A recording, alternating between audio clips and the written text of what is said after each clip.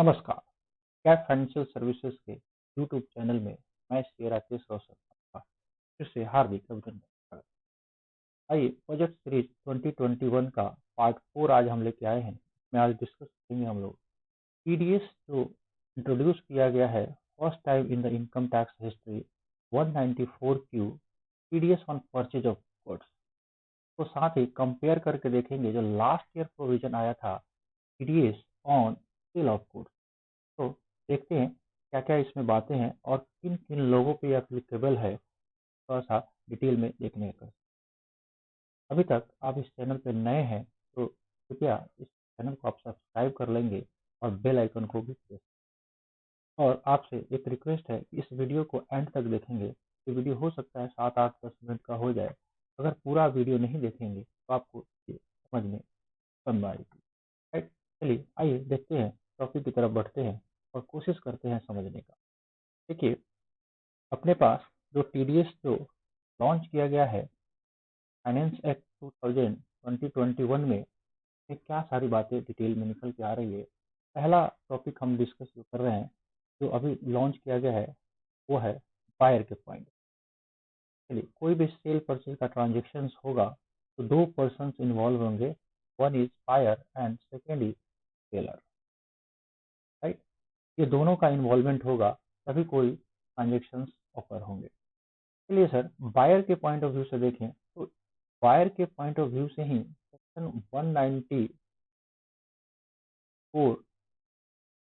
Q 194 Q launch किया गया है फर्स्ट टाइम, और ये अप्लीकेबल होगा विद इफेक्ट फ्रॉम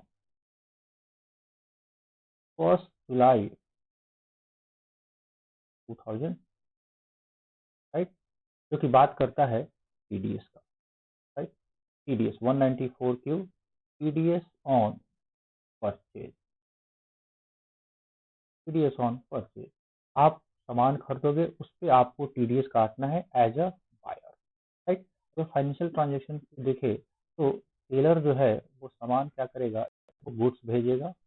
सेलर जो है बायर को भेजेगा गुड्स एंड बायर जो है सेलर को भेजेगा पेमेंट। राइट, यही फाइनेंशियल ट्रांजेक्शन होंगे सेल और परचेज का। अब नया जो इंट्रोडक्शन हुआ है 194 क्यू का, ये कहता है कि आपको बायर को टीडीएस डिडक्ट करना है कब से, 1/7/2021 के बाद से। लेकिन इसके लिए थ्री कंडीशंस है। पहला कंडीशन ये है, फर्स्ट कंडीशन की बात करें तो बायर का पहले टर्नओवर चेक किया जाएगा।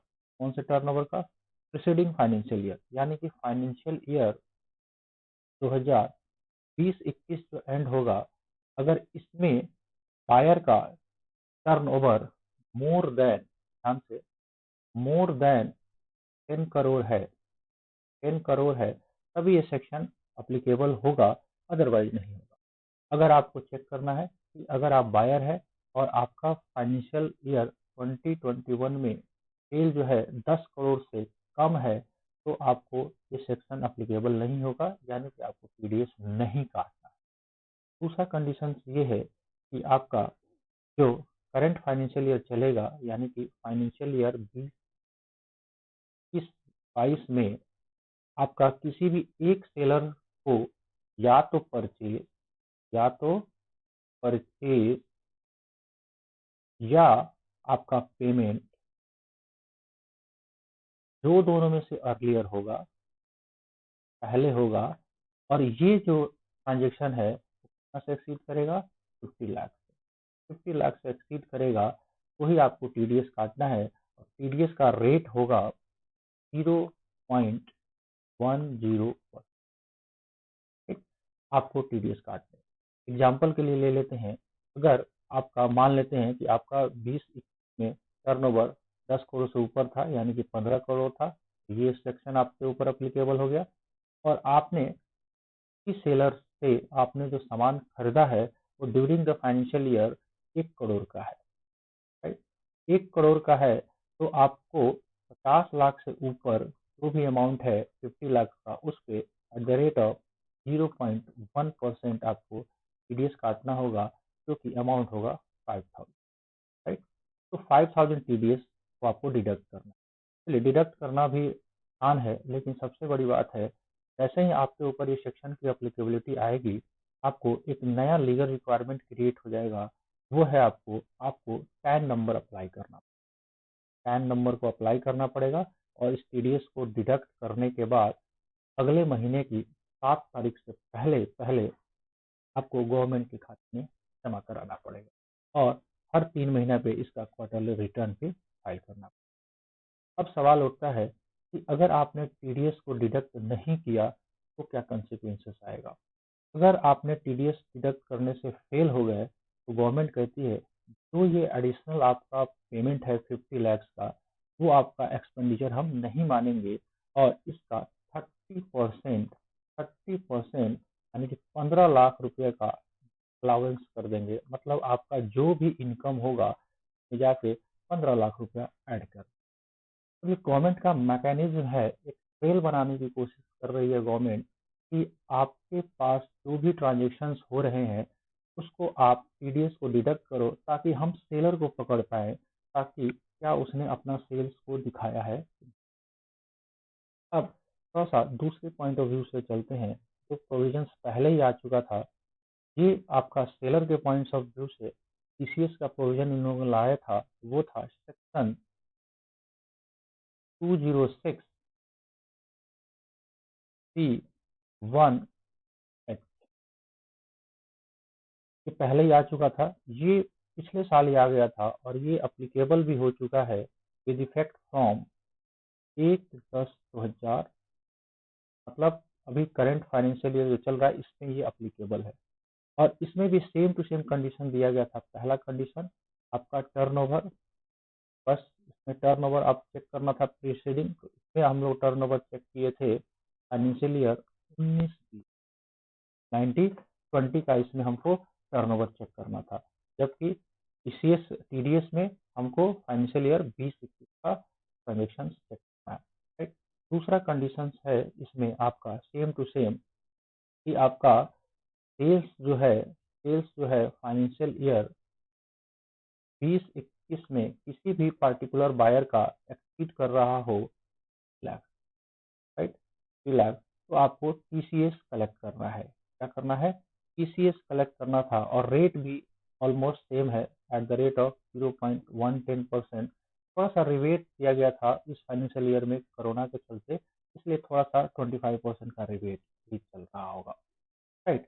अब सवाल ये उठता है, एक ही ट्रांजेक्शन पे अब कंफ्यूजन मन में ये आ रहा है कि क्या बायर को टीडीएस काटना है या सेलर को टीसीएस कलेक्ट करना है। ये तो बहुत लीगल कंप्लायंस का बर्डन हो जाएगा। एक ही ट्रांजेक्शन पे बायर को भी टीडीएस काटना पड़ेगा और सेलर को भी टीडीएस काटना पड़ेगा। राइट। तो इसमें बहुत सारी बातें कही गई है कि सेलर को एग्जम्पशंस तो दिया जा सकता है, अभी इस पे क्लेरिफिकेशन आना बाकी है। क्या केवल बायर ही टीडीएस डिडक्ट कर ले और सेलर आपको एग्जम्पशन मिल जाए उसको। तो ये बोर्ड का भी क्लेरिफिकेशन आना बाकी है।